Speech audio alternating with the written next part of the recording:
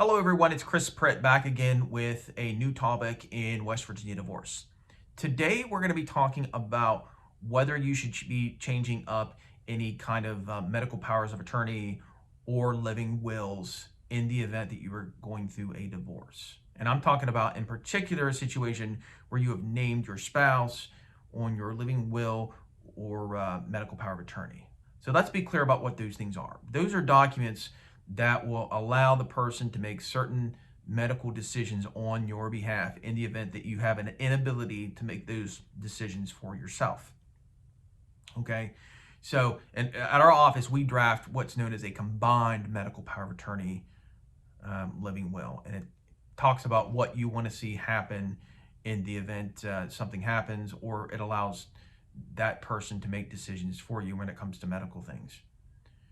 One of the things that you need to know, though, is that once it's very, very important that it's very, very clear that you go ahead and get rid of that medical power of attorney, living will, in the event that you were going through a divorce, because you don't want to have a situation where that person is making those sorts of decisions for you.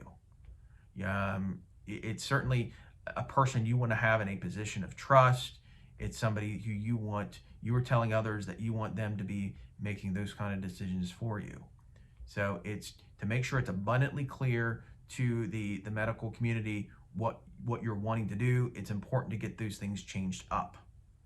It happens sometimes such that people will not change those things up, and there's ways around it. If obviously that's your soon-to-be former spouse or your former spouse, it's going to be a red flag to people in the medical community.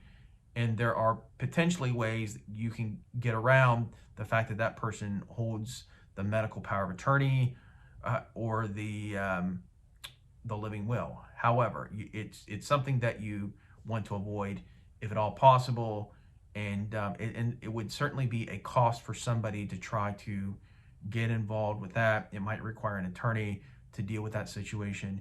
You don't want to be in a situation where somebody is having to take your spouse to court to deal with a medical power of attorney or living will that they should not have based on the circumstances. So, and I think that's a good summation of what you should do. Just remember, when you're going through a divorce and you actually have one of those instruments, it's a pretty good idea to go ahead and get that redone. So that consists of today's video.